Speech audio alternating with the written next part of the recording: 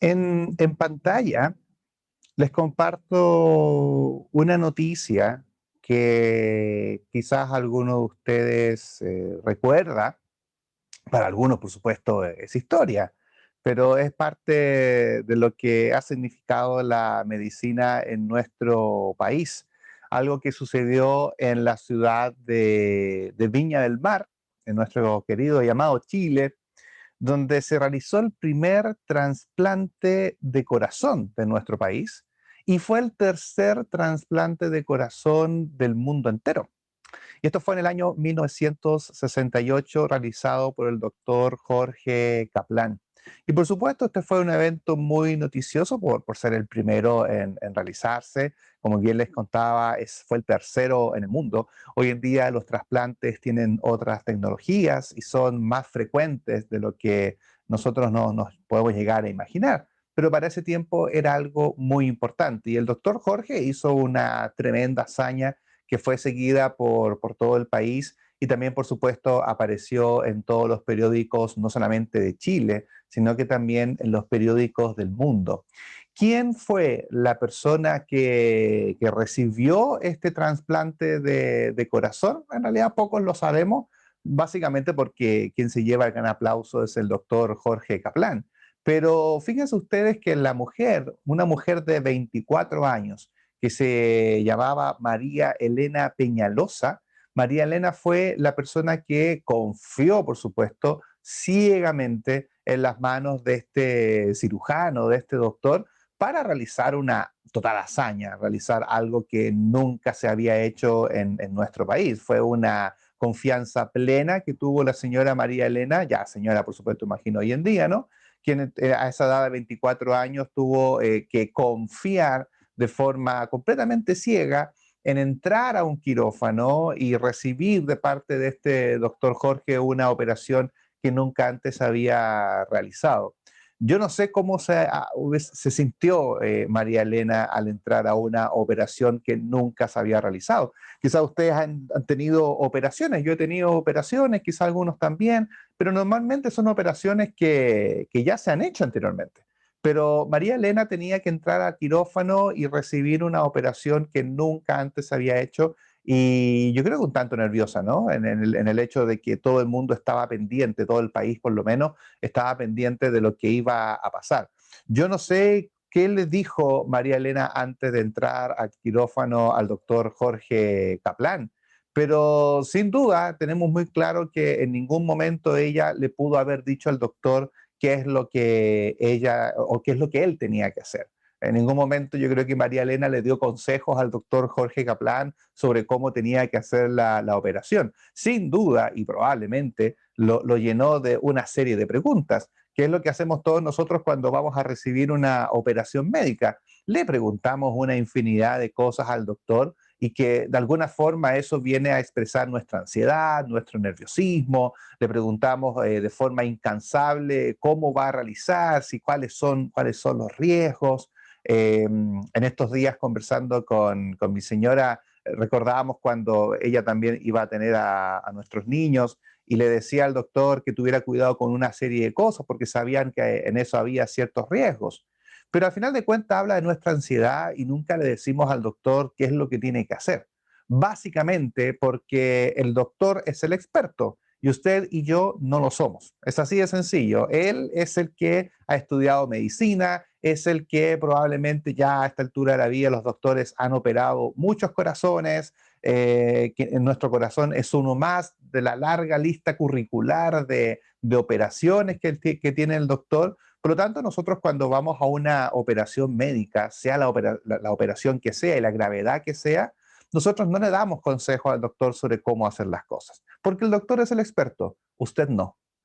Y debido a que usted no es un médico y que usted no puede sanarse a sí mismo, usted también acude a un médico. Y es lo que hizo María Elena en esta experiencia de nuestro país. Ella acudió a un médico, tenía un problema al corazón que no tenía ninguna solución, la única era un trasplante y acudió a una persona que efectivamente sí supiese o al menos tuviese el conocimiento para realizar una operación que nunca antes había hecho y que por ende tuvo un excelente resultado. Dentro de la historia del doctor Kaplan, como dato anecdótico, a los 94 días después de haber hecho este primer trasplante, él realizó otro trasplante al corazón, 94 días después. Era el médico que tenía más experiencia en trasplante del corazón en Chile, básicamente porque nadie lo había hecho. Y 94 días después volvió a hacer otro y resultó con el mismo grado de éxito. Y es así como este doctor, Kaplan, y muchos doctores de la medicina van a través del tiempo adquiriendo cierto currículum y van adquiriendo un historial de su experiencia. Se han dado cuenta que a veces cuando vemos un doctor o un médico que viene saliendo de su práctica profesional o es muy jovencito, a veces no nos transfiere mucha confianza y preferimos a un doctor que tenga experiencia, porque sabemos que tiene un currículum y que tiene un historial que acredita su capacidad y que acredita su valía respecto a la operación que va a hacer. Y eso mismo sucede cuando leemos Isaías capítulo 40. Isaías capítulo 40, en los versículos que vamos a estudiar hoy, vamos a ver cómo está el currículum de Dios, cómo está el historial de Dios, aquel historial de quien gobierna la tierra. ¿Cuáles son las cosas que él ha hecho? ¿Por qué deberíamos acudir a este médico, a este ser espiritual y no acudir a otro? Lo bueno es que como tenemos el historial de Dios y sabemos lo que Dios ha hecho a través de la historia, podemos acceder a su historial, podemos acceder a conocer qué es lo que Él ha hecho. Y el Señor ha hecho muchas cosas que acreditan su poder, que acreditan lo que el Señor es. Y es por eso que podemos confiar en Él. Y el Señor es capaz de realizar operaciones a corazón abierto, es capaz de hacer cirugías que quizás para nosotros es impensado, ¿no? Que no creemos que nadie puede hacer, pero el Señor sí lo puede hacer. Si tenemos nosotros hoy alguna duda de que el Señor pueda consolarnos o que el Señor pueda ayudarnos o que el Señor pueda hacernos avanzar en medio de esta tormenta, en medio del problema en el que nosotros estamos, yo creo que un buen consejo es echarle un vistazo al currículo de Dios, al historial de Dios, a las cosas que Él ha hecho, para que reconozcamos que Él es el gran médico y que Él sabe sanar los mejores corazones, y no sabe sanar, mejor dicho, los corazones más dañados, y por supuesto sabe sanar tu corazón y mi corazón. Eso es lo que plantea el versículo 12 de Isaías capítulo 40, leyéndolo en la versión NBI. Y son preguntas retóricas, ¿ah? Son preguntas retóricas que normalmente se utilizan mucho en las escrituras y que la respuesta es evidente, la respuesta se asocia a un sí rotundo o se asocia al contexto que es de quién viene hablando. Dice Isaías 40:12, ¿quién ha medido las aguas con la palma de su mano y abarcado entre sus dedos la extensión de los cielos? ¿Quién metió en una medida de polvo, la medida, el polvo de la tierra? Imagínense un poquito esto en su mente, no lo leamos tan rápido y hagamos la imagen visual. Dice medir las aguas, la primera parte, con la palma de su mano. O sea, yo veo el mar que es extenso. La verdad es que yo no tengo la posibilidad de hacer este tipo de acciones.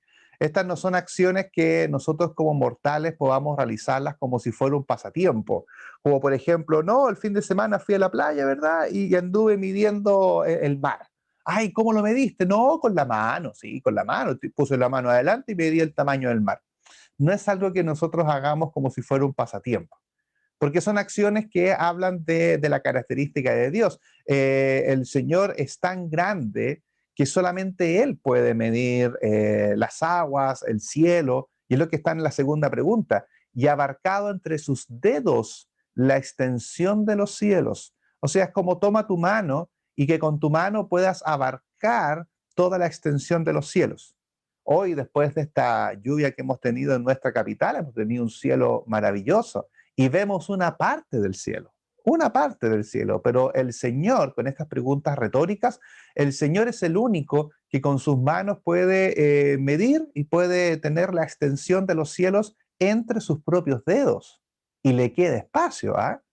Y la última pregunta es, ¿quién metió en una medida el polvo de la tierra? Es decir, tomar todo el polvo de la tierra, que debe ser impresionante, pero para Dios es como colocarlo dentro de una medida chiquitita, de algo pequeño. Esto habla de la tremenda grandeza de Dios, porque Dios es tan grande que con su mano, de una forma metafórica, ¿verdad? Que con su mano mide las aguas, entre sus dedos coloca el cielo y en una pequeña medida coloca el polvo de la tierra. Estos son actos que nosotros no podemos hacer. Nosotros no podemos medir el cielo porque no soy más grande que el cielo. Solamente el Señor es más grande que el cielo. Yo no puedo saber cuánto polvo hay en la tierra porque yo no tengo ese conocimiento. Yo no tengo el conocimiento para saber todos los granos de arena o de polvo que hay en la tierra. Siempre dicen por ahí la arena del mar, pero aquí está hablando del polvo de toda la tierra. Yo no puedo pesar, por ejemplo, los montes, yo no puedo medir los montes, porque además que yo no estoy en todas las partes de la tierra. El Señor está en todas las partes del mundo, por eso el Señor puede tomar las aguas, el cielo y la tierra. Si se dan cuenta, en el versículo están los tres, no sé si llamarle elemento en realidad, pero es mejor decir que están los tres aspectos del planeta Tierra. Está el agua, está la tierra, está el cielo, es decir, todo lo que nosotros vemos. En resumen, el Señor es más grande que el mundo. Y esta forma metafórica es para darnos a entender la grandeza del Señor. Como es un ser espiritual y nosotros necesitamos una representación física para poder imaginarnos el tamaño de Dios, el mundo es como canicas. ¿Se acuerdan algunos que yo alcancé a jugar a las bolitas?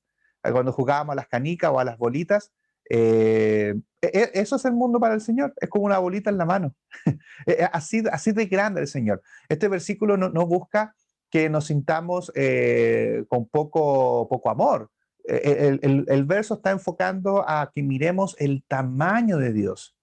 ¿Y por qué nosotros no podemos hacer estas cosas? ¿Por qué no podemos tener el mundo en nuestras manos?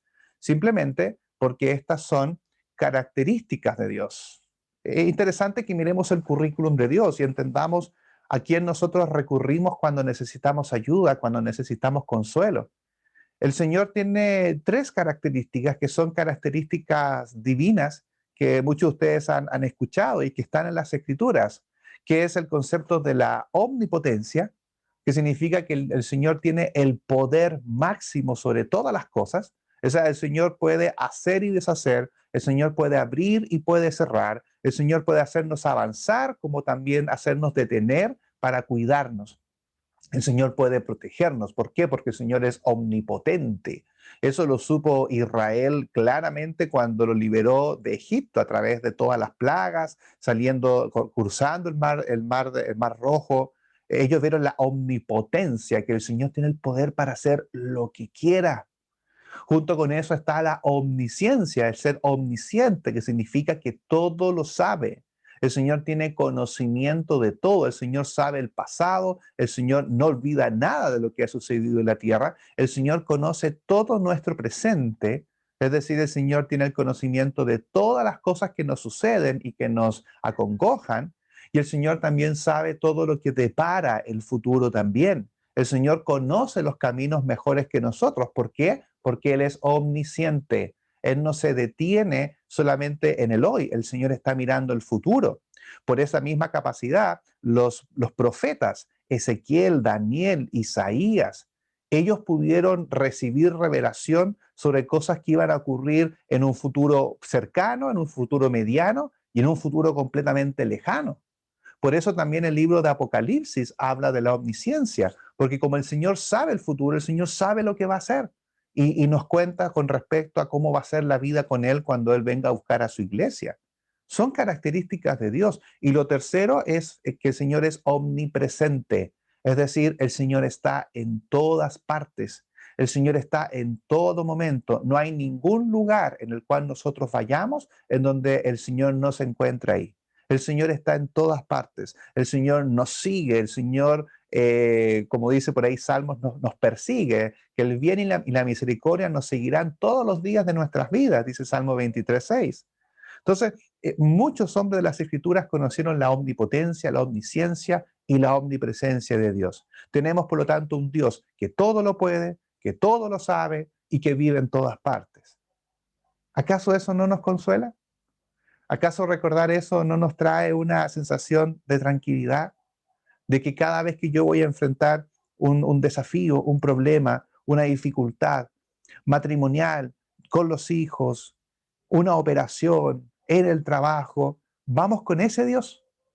Y recordemos, y aquí Isaías lo que busca es que el pueblo de Israel en ese momento estaba a punto de ser deportado, Israel en ese momento estaba viviendo el mayor inicio de esclavitud, de 70 años de esclavitud, y ellos necesitaban enfrentar ese momento difícil reconociendo estas tres características de Dios. Ese es el Dios que tanto el pueblo de Israel como nosotros necesitamos para poder ser consolados. Es un Dios que puede hacer todo en nuestra vida porque es omnipotente. Es un Dios que sabe nuestro pasado y presente, por lo tanto sabe lo que necesitamos en el futuro porque Él es omnisciente. Y también necesitamos un Dios que esté en todo lugar con nosotros, en cada momento en que lo necesitemos, porque el Señor es omnipresente. Los judíos del tiempo de Isaías necesitaban saberlo y nosotros hoy necesitamos recordar estas tres características de Dios. Algo muy parecido le sucede a Job, que hay varias preguntas que se le realizan a Job para poder mostrar la grandeza del Señor y también le quiere recordar a Job el currículum de Dios. Aquí Dios le muestra su currículum, le muestra su historial. Estas son algunas de las preguntas que rescaté de Job capítulo 38, desde el versículo 1 al 18. Algunas son: ¿dónde estabas tú cuando Dios fundaba la tierra? ¿Quién extendió las medidas de la tierra? ¿Quién encerró las puertas del mar y puso nubes en los cielos? ¿Le dices al sol dónde puede salir y por dónde dormir? ¿Has entrado en el fondo, al fondo del mar y conocido sus profundidades? ¿Has visto la muerte cara a cara, conocer sus puertas y no morir? Son muchas preguntas, ¿ah? Aquí rescaté algunas. También me recuerdo cuando en estas preguntas habla del Leviatán, habla de algunos monstruos marinos que solamente el Señor conocía y que el Señor también podía dominar. Sin duda, estas preguntas lo que buscan generar en Job, en ese contexto, es que Job reconozca quién tiene el poder, que no es su sabiduría, que no es sus análisis de lo que sucedía, que no eran sus cuatro amigos que estaban por ahí dando vuelta, tratando de darles consejos, sino que en realidad Job tenía que comprender que el Señor era quien, al tener todo el conocimiento y saber todo lo que sucede en la tierra, es la única persona que realmente puede ayudar. No hay otra, no existe otra. Es el Señor, como vemos en alguna de estas preguntas, el Señor es el creador de las cosas.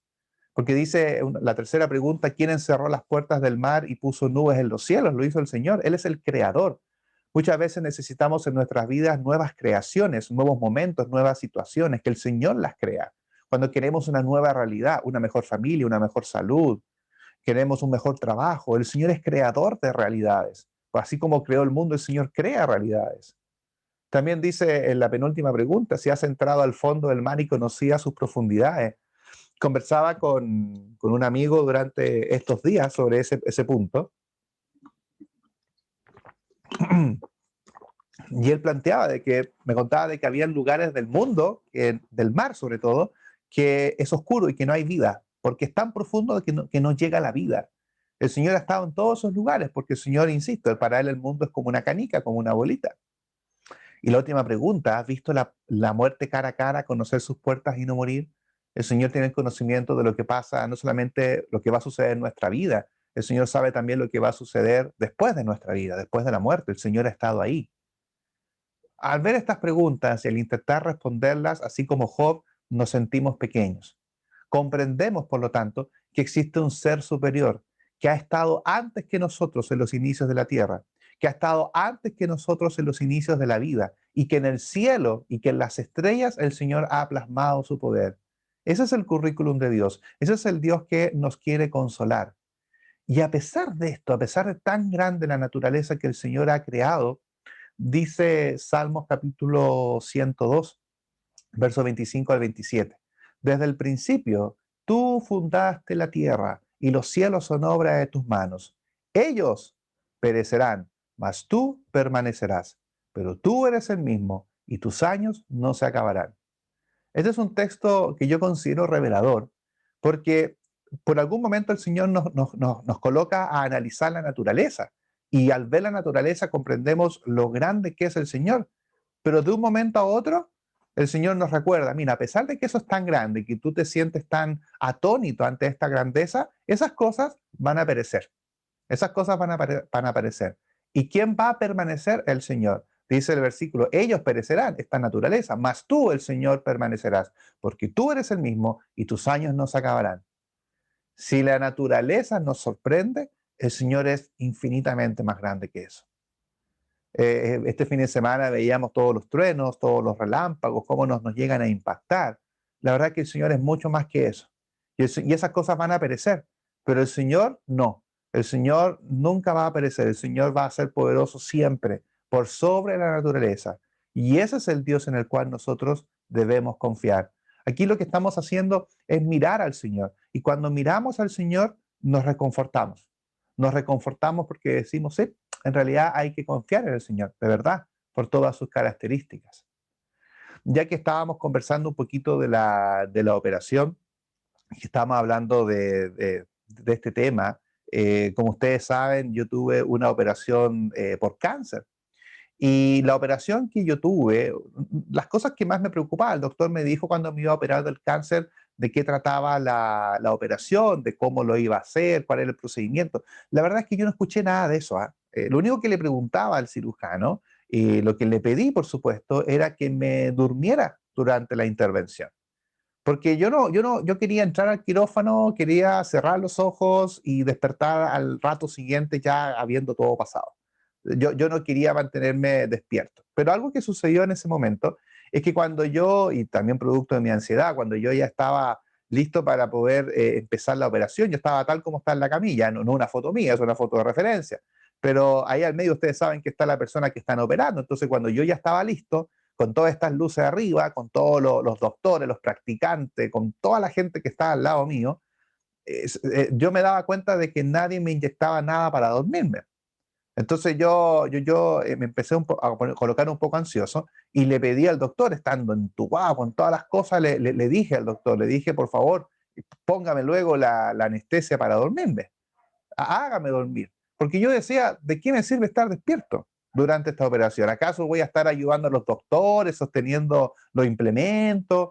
¿Acaso voy a estarle dando consejo al doctor sobre cómo entrar a mi cuerpo y cómo tiene que hacerlo? La verdad es que estar despierto no le servía a nadie. A mí no me servía estar despierto, a los doctores tampoco les sirve que yo esté despierto. Y al rato, por supuesto, me fue colocando todo y entré en un sueño y efectivamente desperté en cuidados intensivos cuando ya todo esto había pasado. Porque sin duda despierto no sirvo de mucho en este tipo de operaciones y usted tampoco. Si usted se queda despierto en una operación no sirve de nada, no nos va a ayudar a nadie. Lo más probable es que nos llenemos de ansiedad y estorbemos en el proceso. Y eso es lo que nos pide el Señor de alguna manera cuando el Señor quiere hacer cosas en nuestras vidas. Tenemos que actuar de esa misma forma, tenemos que esperar, tenemos que descansar, tenemos que quizás dormirnos, no en dormirnos en el sentido de olvidar al Señor, sino que dormirnos en el sentido del descanso. Y no tenemos que estar interrumpiendo al Señor con nuestra pequeña sabiduría, con nuestros pequeños consejos, con las cosas que creemos que el Señor tiene que hacer. Tenemos que dejar que el doctor, el gran doctor de nuestras vidas, actúe de verdad y nosotros durmamos, es decir, mantengamos la paz, mantengamos la tranquilidad. Parte de eso son las preguntas que Isaías nos invita a responder en el versículo 13 y en el versículo 14 de este mismo capítulo 40. ¿Quién ha precisado el espíritu de Yahvé y como consejero suyo le ha enseñado? ¿De quién tomó consejo? ¿O quién lo instruyó? ¿O lo adoctrinó en el camino de la justicia? ¿O le enseñó conocimiento? ¿O le mostró el camino del discernimiento? Preguntas retóricas, que la respuesta es nadie. Nadie lo ha hecho. Me gusta como dice el principio del versículo, la versión textual. ¿Quién ha precisado el Espíritu de Jehová? ¿Quién le ha dado consejos al Espíritu de Jehová? Entendemos que se está refiriendo a lo que nosotros conocemos como el Espíritu Santo, como el consejero. ¿Acaso alguien le ha dado un consejo al Señor? ¿Acaso alguien lo ha instruido? ¿Acaso alguien le ha enseñado a Jehová la doctrina, la justicia, le ha enseñado el conocimiento, alguien le ha mostrado al Señor el camino del discernimiento. Es como decirle al Señor, mira, siéntate un ratito, yo te voy a decir las cosas que tienes que hacer, te diré qué debes hacer, cuándo debes hacerlo, dónde debes hacerlo, deja que yo te enseñe cómo se hace tu trabajo. Y eso lo hacemos muchas veces en nuestras peticiones, pidiendo a veces cosas muy concretas. Y a veces es muy maravilloso también, de alguna forma, llevarle al Señor simplemente el problema y dejar que el Señor sea quien resuelva, como Él quiere resolver. ¿Por qué? Porque el Señor es el gran médico. El Señor es el que sabe. Yo no puedo decirle al médico cómo operar. Yo no puedo decirle al arquitecto cómo construir un edificio. No puedo decirle a un abogado cómo defender a su cliente. Sin embargo, a veces solemos decirle al Señor cómo hacer las cosas. Eso es lo peculiar. Respetamos muchas veces los títulos de los seres humanos, pero nos olvidamos el título de Dios. Y al olvidarnos le queremos decir al Señor cómo hacer las cosas y decirle estos consejos creyéndonos nosotros superiores. Muchas veces creemos que la consolación de nuestras vidas viene cuando le decimos al Señor lo que nosotros queremos tener y cuando nosotros lo queremos, en vez de dejar que la sabiduría divina haga lo que tiene que hacer en nuestras vidas. La sabiduría de Dios y lo que el Señor sabe debido a estas tres características que hablamos de la omnipresencia, omnisciencia y omnipresencia, omnisciencia. Bueno, ahí ustedes pueden agregar el otro que se me está yendo en la lista. A pesar de todas estas características de Dios y por esas mismas características, es que el Señor dice en Romanos capítulo 11, verso 33, oh profundidad de las riquezas, de la sabiduría y de la ciencia de Dios. Cuán insondables son sus juicios e inescrutables sus caminos. Me gusta cómo grafica el apóstol la sabiduría, dice como una profundidad, y viene la asociación al concepto de un mar, ¿cierto? Como se conoce este concepto de los conocimientos del Señor. Para el Señor son profundidades que nosotros no llegamos, llenas de riquezas, de sabiduría. ¿Cómo es la ciencia de Dios? Dice que son insondables sus juicios, o sea, no los podemos comprender, no podemos entenderlos en totalidad.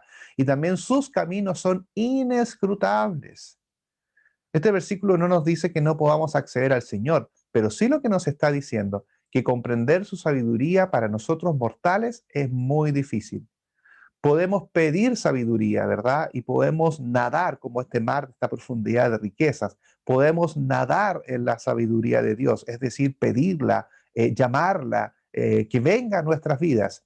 Pero cuando tratamos de nadar en esta sabiduría, obligando a los vientos, obligando a las olas sobre qué es lo que tienen que hacer, en realidad estamos próximos a perecer. Porque nadie puede entender lo grande que es el Señor. Y lo mejor, así como lo hizo con el doctor Kaplan, dejarlo operar. Lo mejor es dormirse, en el sentido de esperar y dejar que el Señor opere, porque Él es el que realmente sabe y tiene el gran currículum de la vida. Además que eh, Además que cuando estamos en nuestras vidas y estamos en medio de tormentas y estamos en medio de dificultades que muchas veces nos ahogan, tenemos que recordar que el Señor Jesús duerme en nuestra barca, que el Señor está tranquilo porque el Señor sabe lo que Él va a realizar. Y si tenemos algo de ansiedad, despertemos al Señor porque Él va a saber cuáles son las palabras precisas que tiene que decir para callar las olas.